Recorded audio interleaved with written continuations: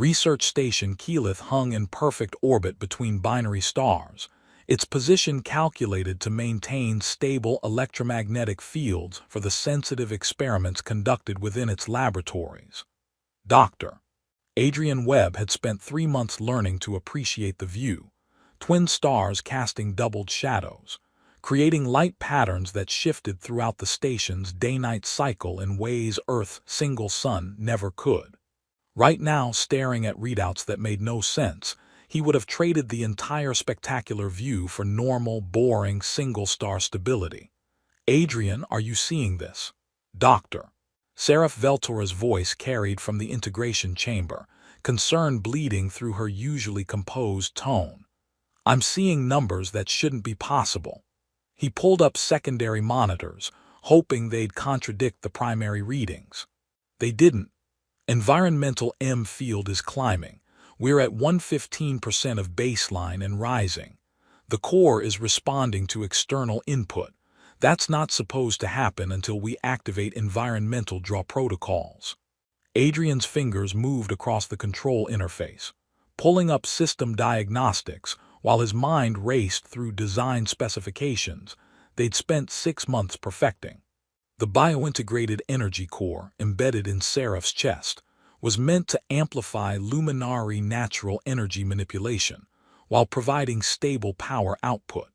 It was elegant, revolutionary, and had passed every safety test they devised. Every test except, apparently, the one where binary stars aligned in their orbit and ambient electromagnetic radiation spiked beyond predicted parameters. Seraph, we need to shut this down. Adrian was already initializing emergency protocols. I'm reading power draw increasing faster than bleed-off can compensate. I feel it. Her voice had gone tight. The core is pulling energy through my natural channels. It's Adrian, it's not stopping. He looked up from his monitors to the integration chamber's observation window. Seraph stood inside the shielded room, her hands gripping the edges of the examination table. Her crystalline markings, elegant lines that traced from her pointed ears down the sides of her neck, were blazing with light far brighter than normal luminary bioluminescence. She was beautiful and terrified, and the core embedded in her chest was killing her. Standard shutdown initiated, Adrian said, forcing calm into his voice while his heart hammered. Bleed-off valves opening. Seraph, I need you to stop generating energy, completely shut down your natural production. I'm trying. The core is drawing from me involuntarily. It's overriding my control. The monitors screamed new warnings. Power levels at 140%, 150. The core was pulling energy from Seraph's biology, from the station's power grid, from the stellar radiation flooding through the binary alignment. Adrian's training supplied the relevant facts with horrible clarity. Luminari could naturally generate and manipulate electromagnetic energy through specialized organs, but there were limits. Push beyond those limits and their nervous systems would burn out, their organs would fail, and they would die in cascading biological collapse. The core was pushing Seraph beyond those limits with exponential acceleration. Emergency protocols failing, the medical AI announced in its maddeningly calm voice. Power overflow exceeds containment parameters. Recommend immediate evacuation and deployment of Level 5 containment fields, which was a technical way of saying, get everyone to safety and let the subject die in a manner that doesn't destroy the station. Adrian's hands froze over the controls.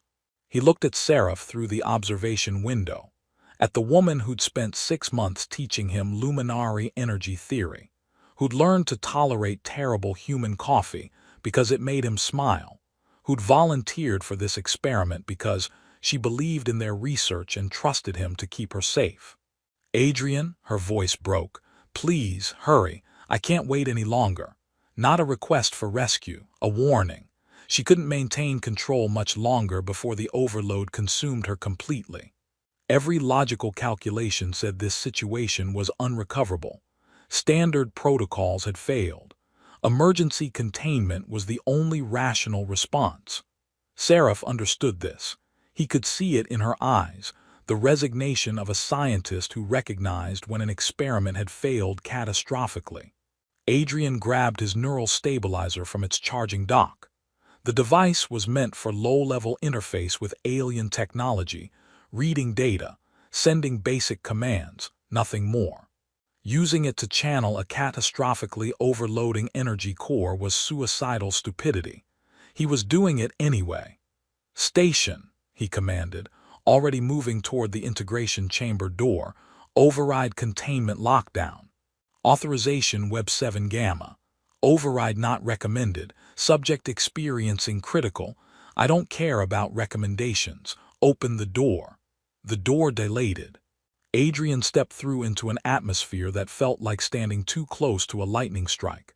The air itself hummed with energy, making his hair stand on end and his skin prickle with static. Seraph's eyes widened. "What are you doing?" "Something incredibly stupid." He was already activating the neural stabilizer, feeling its familiar hum against his palm as it powered up. "I'm going to link to the core, channel the overflow through me. That will kill you." Her markings blazed crimson. The color he'd learned meant absolute horror. "Adrian, human neurology can't process luminary bioenergy. The moment you connect, your nervous system will. I know what it will do." He moved closer, each step feeling like walking into a furnace. "But doing nothing definitely kills you, so we're trying this.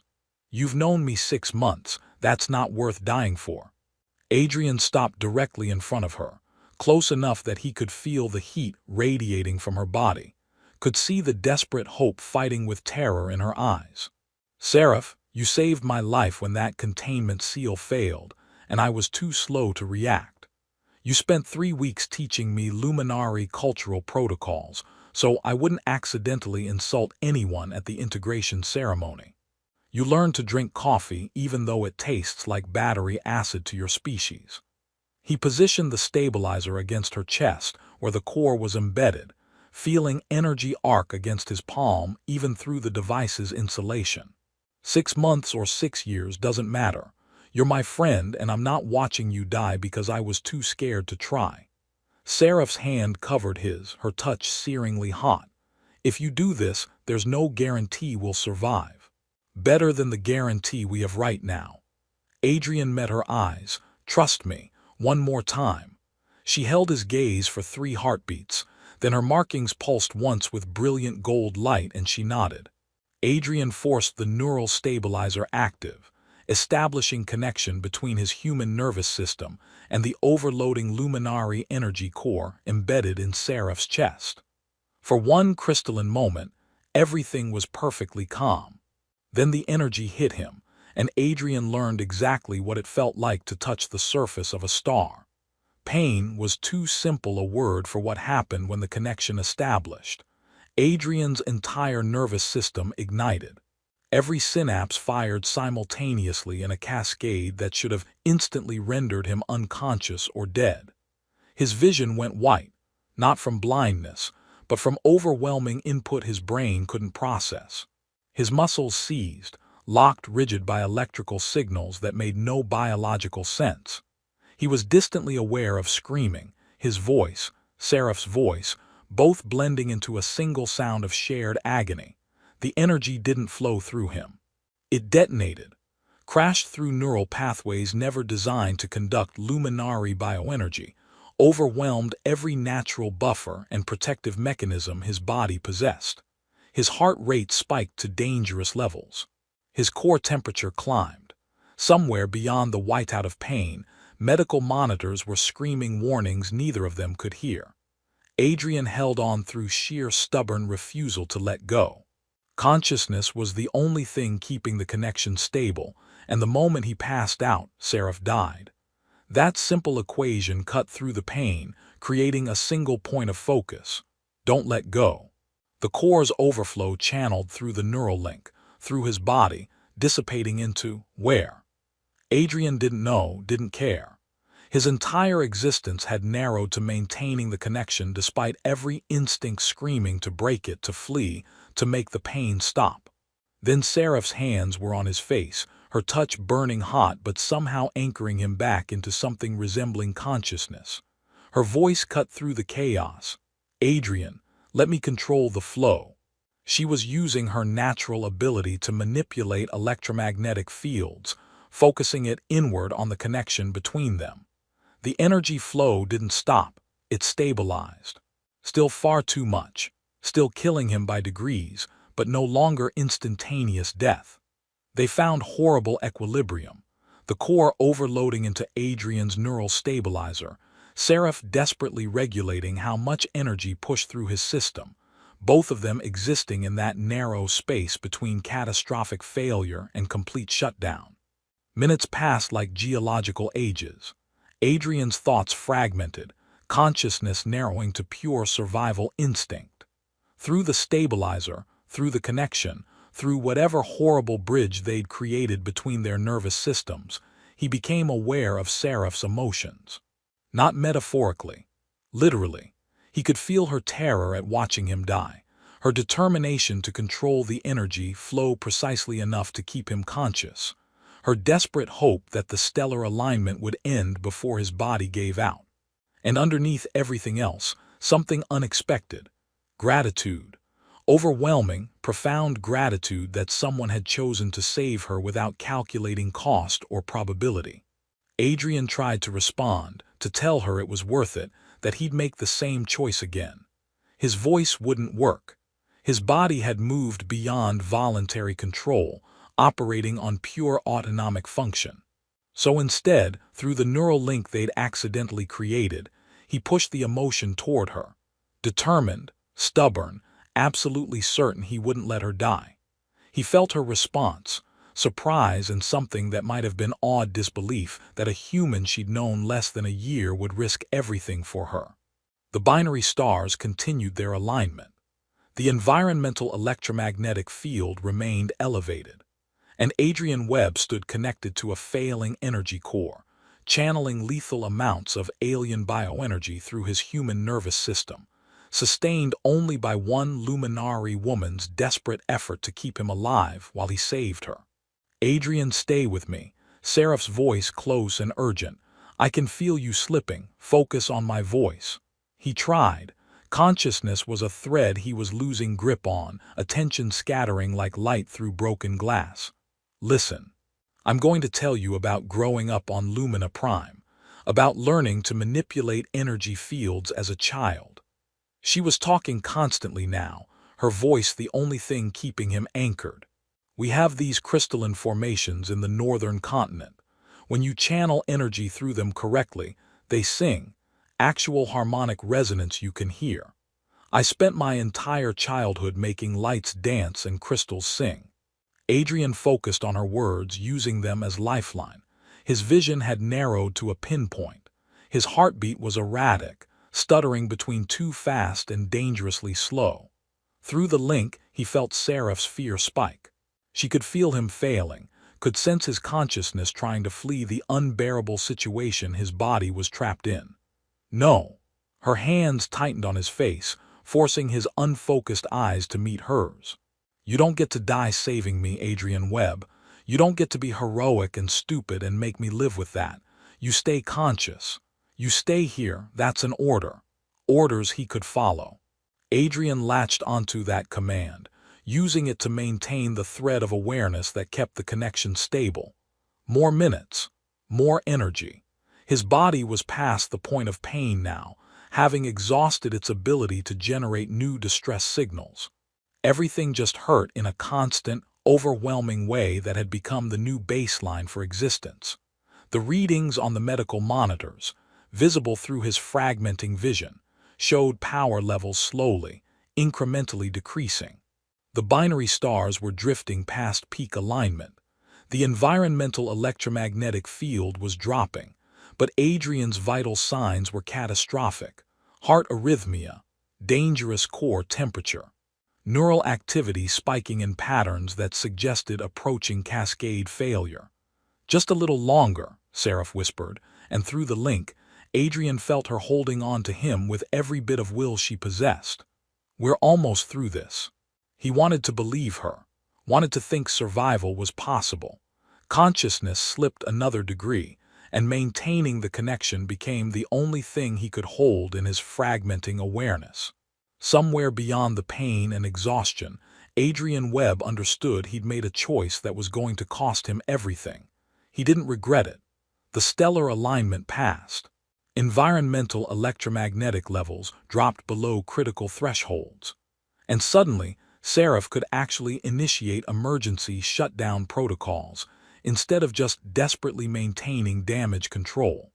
Her hands moved across the holographic interface with precision born from years of research, activating bleed-off systems and power regulators.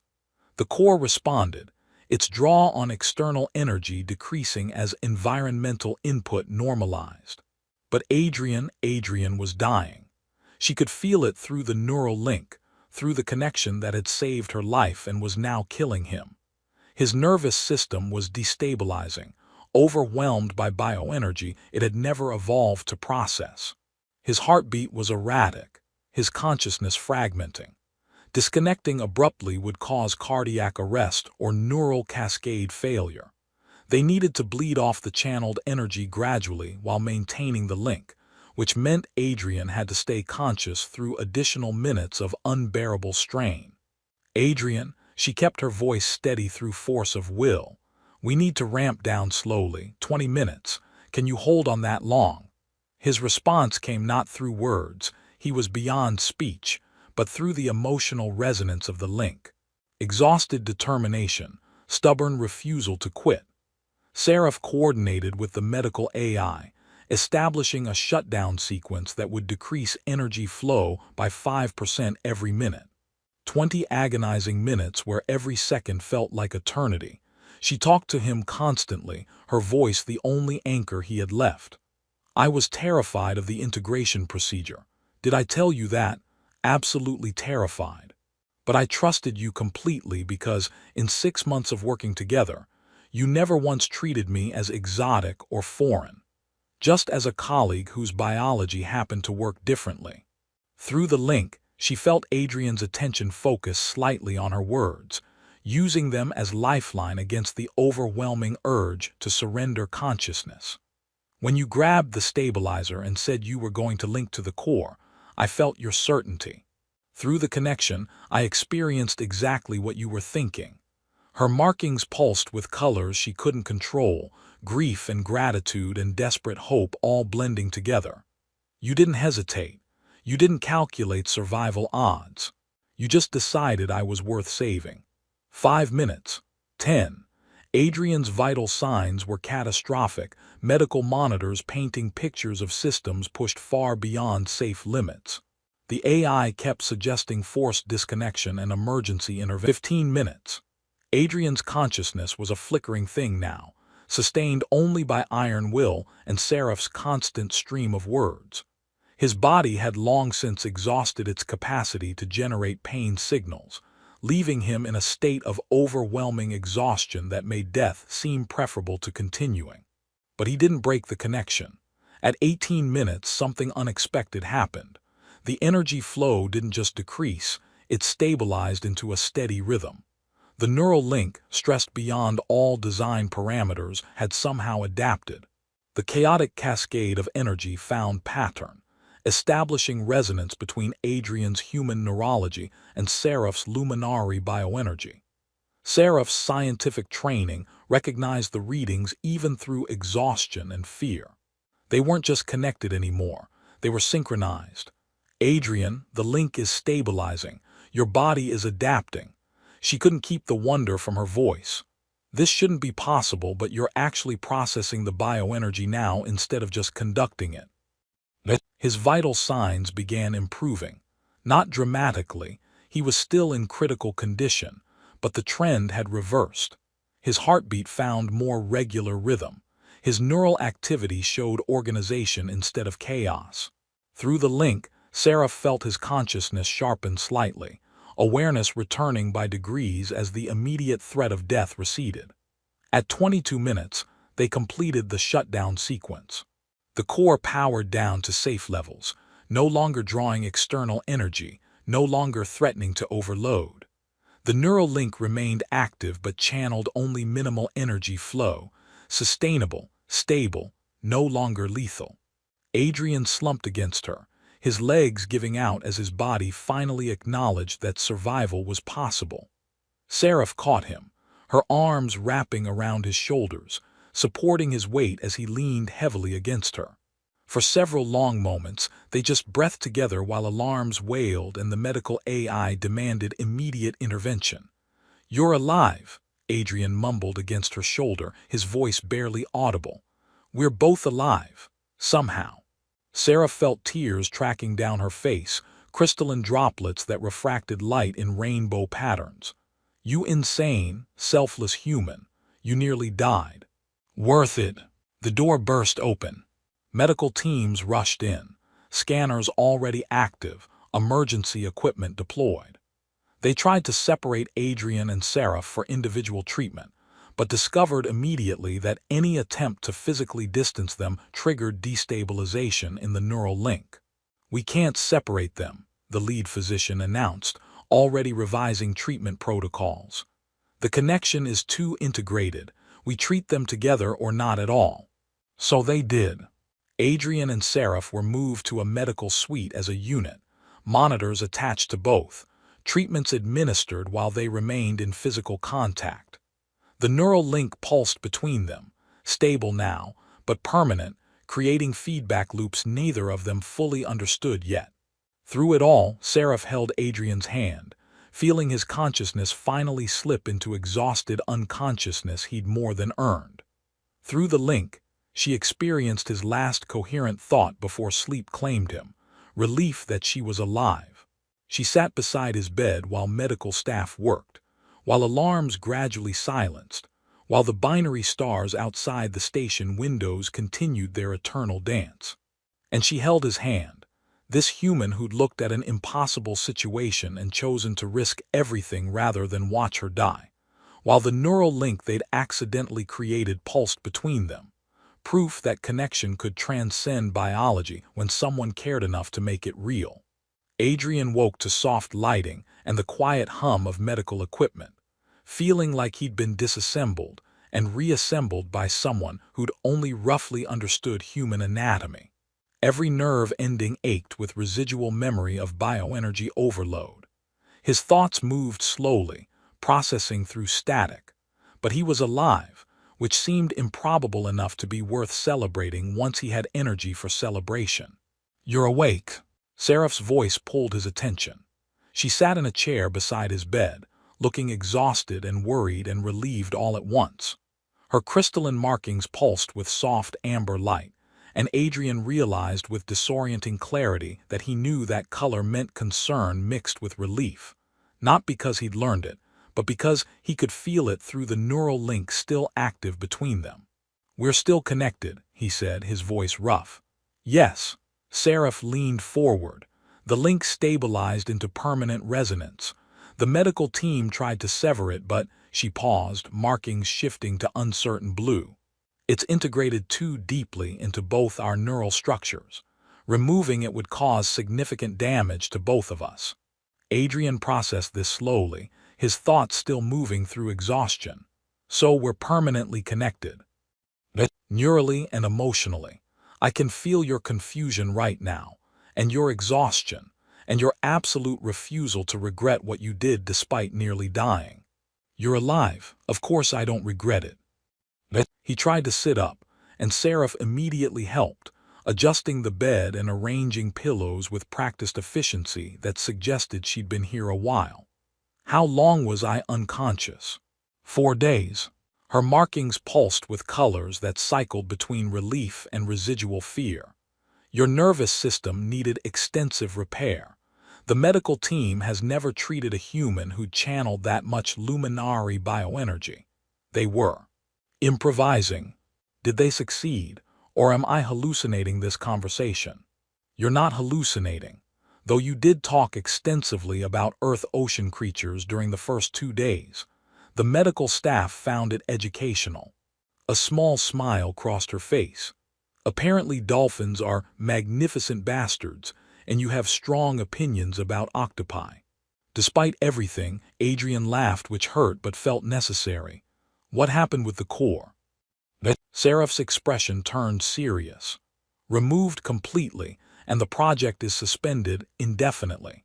We underestimated how it would react to intense environmental electromagnetic fields.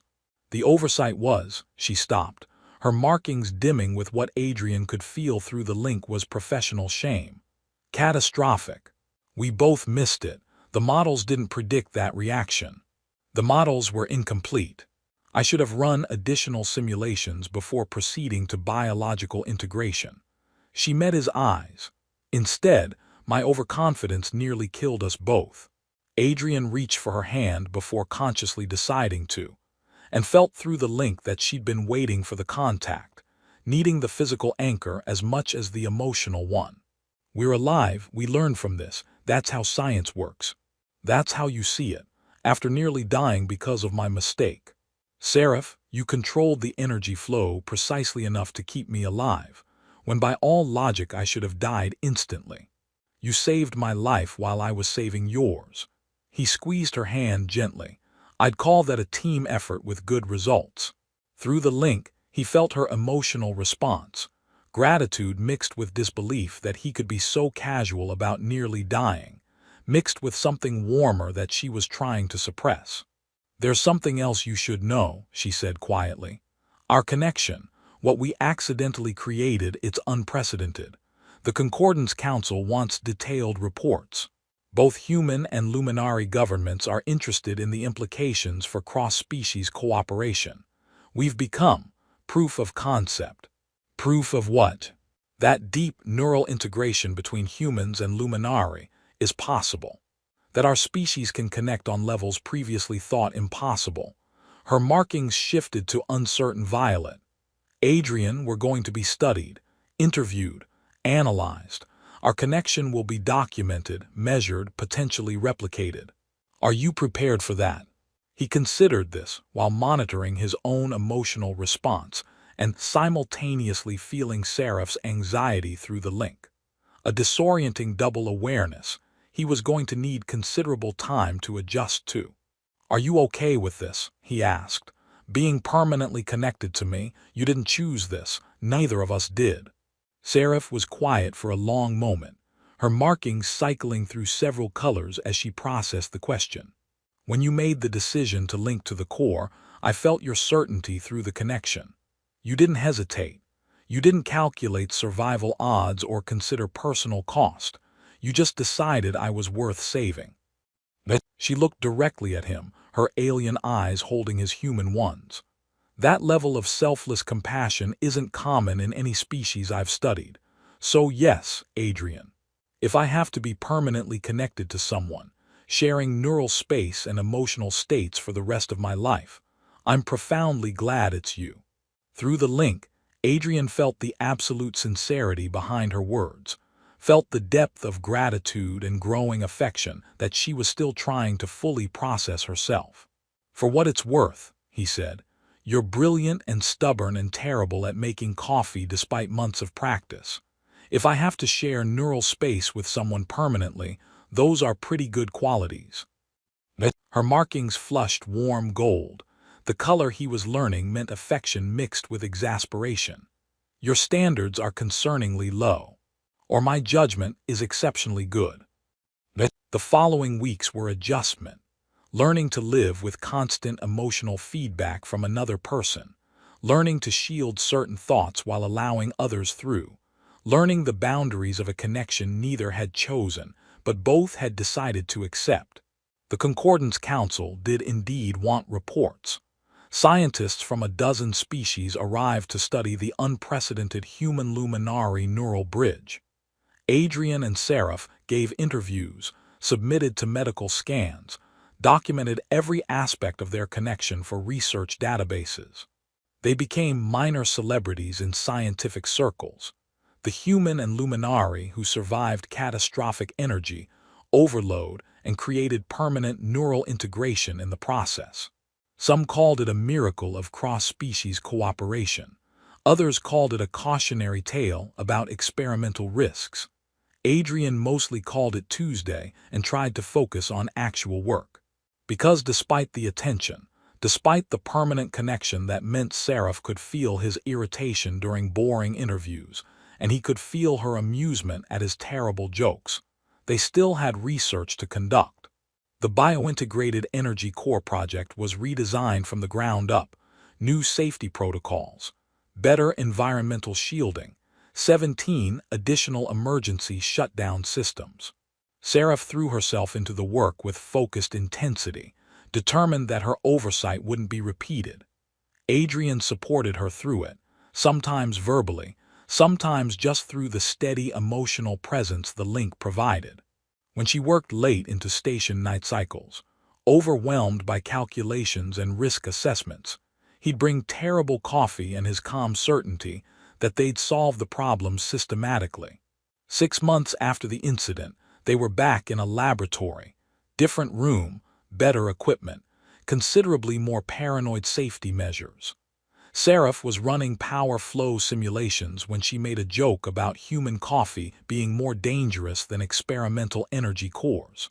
Adrian felt her amusement through the link before the words even registered, and responded with his own joke about luminary food being classified as a biohazard by human medical standards.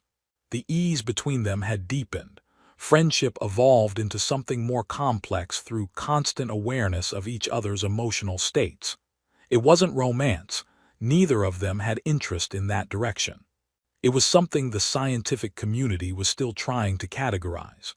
Profound platonic bond amplified by neural connection, creating partnership that transcended normal friendship without requiring physical or romantic elements. "Do you ever resent it?" Seraph asked during a break, the question emerging from contemplation Adrian had felt building through the link. The connection, the loss of complete mental privacy. Adrian considered carefully, aware she'd feel his honest response regardless of what he said aloud. "No, it's strange and sometimes overwhelming, like when you're irritated by experimental results, and I feel it before you even speak. But resent it, no. Why not? Because you're brilliant and stubborn and you make terrible coffee despite extensive practice." He smiled. "If I have to share neural space with someone permanently, those are good qualities to be connected to." Seraph's markings flushed warm gold. "You've used that line before." It was true then, still true now. Through the link, Adrian felt her response.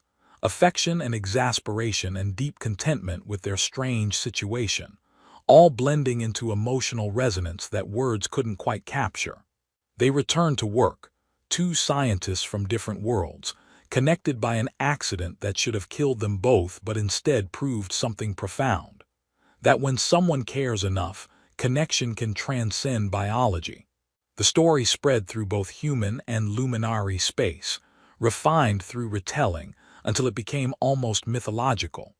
The human scientist who linked to an overloading energy core. The luminary physicist who controlled lethal energy flow precisely enough to keep him alive. Proof that cross-species bonds could be as real and measurable as electromagnetic fields. Adrian heard the stories sometimes, whispered in station corridors or discussed at scientific conferences. The legend described heroes who'd faced impossible odds. He remembered mostly being terrified and exhausted and too stubborn to let go. But Seraph told him once, during a quiet moment in their shared lab space, that maybe that was exactly the point. "Heroes in stories are fearless," she said, her markings pulsing contemplative blue. "But real heroism is being terrified and acting anyway. You were scared. You knew linking to the core would probably kill you, and you did it anyway because I needed help. I couldn't let you die." "I know." Her hand found his across the workspace. Physical contact they'd both learned provided grounding for the neural connection. That's what makes the story true. Years passed. The Biointegrated Energy Core project succeeded. New designs with proper safeguards, technology that revolutionized power systems across multiple species. Adrian and Seraph published jointly, their research elevated by the unique perspective their neural link provided. They presented their completed work to the Concordant Science Council 5 years after the incident. Standing together on the presentation stage, they moved with unconscious synchronization, finishing each other's sentences not through planning, but through feeling each other's thoughts forming through the link. The council chamber was filled with representatives from dozens of species. The technology Adrian and Seraph had developed would change energy infrastructure across the galaxy. But the real change was standing on that stage. Proof that connection, deep, permanent, undeniable connection, could exist between species that evolved on different worlds under different stars. Adrian felt Seraph's pride and satisfaction through the link as they concluded their presentation. She felt his exhaustion and quiet happiness. Neither needed words to communicate what mattered. After the presentation, after the accolades and questions and formal recognition, they walked through the station's observation deck together. The binary stars were aligned again, the same configuration that had nearly killed them years ago. "Does it bother you?" Seraph asked, gesturing at the stellar alignment. "Seeing them like this?" Adrian felt through the link that she was asking about more than just stars, asking if he regretted the moment that had changed both their lives permanently. "No," he said honestly. "I look at that alignment and remember making a choice. To help someone who needed it, to refuse to calculate acceptable losses." He met her eyes. "I'd make the same choice again. Even knowing the cost, the permanent connection, the loss of privacy, everything that came after. Especially knowing the cost." Adrian smiled. "The connection isn't something I lost, Seraph. It's something I gained. You're in my head constantly, which is occasionally annoying when you're irritated by experimental results at 3 in the morning. But I know you in ways I couldn't know anyone else. That's not a cost, that's a gift." Her markings blazed brilliant gold, pure affection and gratitude and contentment, all resonating through the link they shared. They stood together, watching binary stars align, connected by neural bridge and shared experience, and the simple truth that sometimes the greatest discoveries came from refusing to abandon someone in need. The galaxy remembered them as heroes. Scientists who'd survived the impossible, who'd created unprecedented neural integration between species, who'd proven that connection could transcend biology when someone cared enough to try. But in that moment, in the quiet of the observation deck, they were simply two people who'd chosen each other, first in a moment of crisis, then every day after, connected by bonds deeper than words could express. "Thank you," Seraph said quietly. "For what?" "For not calculating the cost. For just acting. For being exactly the kind of recklessly compassionate human who'd link to an overloading energy core to save someone you'd known 6 months." Adrian laughed. "You're welcome. Thank you for controlling the energy flow precisely enough to keep me alive." Seemed like important work. It was. Her hand found his, warm with the bioenergy that now flowed harmoniously between them. "It still is." They stood together as stars wheeled overhead, proof that humanity's greatest strength wasn't technology or tactics, but the instinct to save others even when the cost was everything. And sometimes, that cost created connections worth having.